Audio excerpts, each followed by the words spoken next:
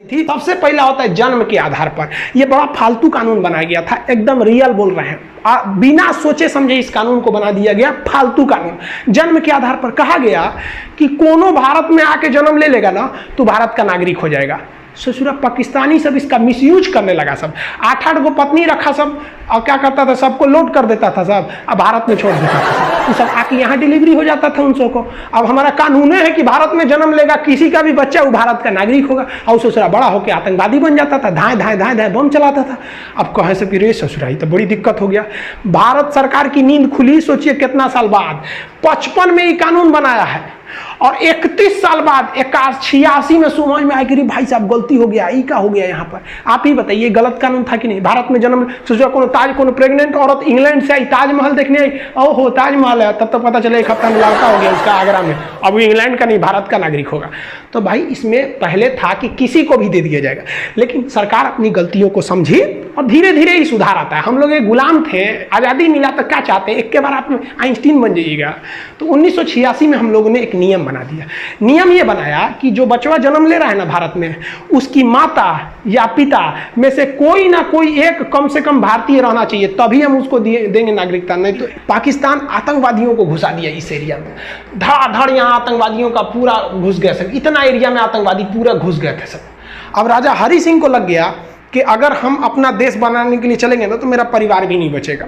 तो भागे भागे आए नेहरू जी के पास, है नेहरू जी बचा लीजिए, हमको पाकिस्तान मार रहा है। तो नेहरू जी कहा हाँ एकदम बचा लेंगे हम। सरदार पटेल जी देखिए तो बचाइए इनको। तो सरदार पटेल कहे छोड़ दीजिए ओकरा, बड़का होशियार बनते थे, अलगे देश बनाएंगे, जो देश बना, हमरा कौन चीज घटल है कि हम तोरा बचाने आएंगे, काय लिए बचाएंगे। तो हरि सिंह ने कहा कि महाराज पटेल जी बचा लीजिए। तो सरदार पटेल ने कहा कि 21 शर्त पे बचेबो, पहले तुम साइन करो किस पर, एनेक्सेशन पर। तो उसने साइन किया इंस्ट्रूमेंटल ऑफ एक्सेशन, मतलब विलय पत्र पर साइन किया 26 अक्टूबर 1947 को कि हम अब भारत में मिल रहे हैं।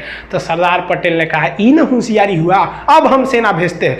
तब यहां से भारत में सेना भेजा गया और भारत की सेना उनको खदेड़ दिया यहाँ पर। और भारतीय सेना उस समय बहुत ही बहादुरी से लड़ी थी। सबसे पहला सीरियल रेडक्लिफ, लेकिन इसी जियोड शेप को अंदरवा घुस के पढ़िएगा, भोंक भांक के अंदर घुस जाइएगा, बकोट वकोट के अंदर, कि ससुरा ज्वालामुखी कहां से आ रहा है, भूकंप कहां से आ रहा है, इसके अंदरवा घुस जाइएगा ना, तो जियोड के अंदर घुस के अध्ययन को हम लोग जियोलॉजी कहते हैं, भूगर्भ विज्ञान जियोलॉजी, यानी ज्योग्राफी और जियोलॉजी दोनों जियोड में है, एगो ऊपर पढ़ी एगो अंदर पढ़ी। जूलॉजी मत सोचिएगा, ये तो जूलॉजी जेड डबल होता है जियोलॉजी वाला, ये तो डॉक्टर उगर पढ़ता है, इसमें भेड़ बकरी आदमी मानव ये सबको पढ़ा जाता है, बॉटनी में पेड़ पौधा को, तो जूलॉजी अलग है, जियोलॉजी होता है।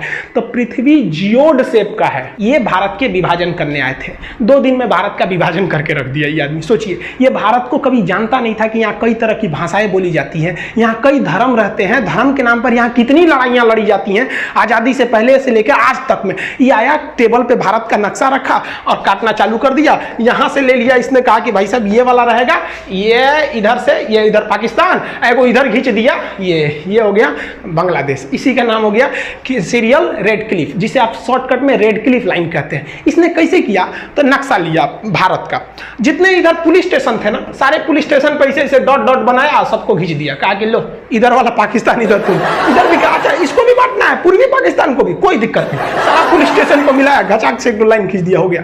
पता चला किसी का घर इंडिया में रह गया, खेत बांग्लादेश में चल गया, किसी का द्वारा इंडिया में है, आंगना चल गया बांग्लादेश में, अजब कांड करके चल गया। अरे भाई इनका अपना रहता तब ना समझ में आता, यही कांड हो गया। अच्छा सुनो, चैनल को सब्सक्राइब करो, उसके बाद घंटी बजा देना ताकि अगली वीडियो आपसे मिस ना हो पाए।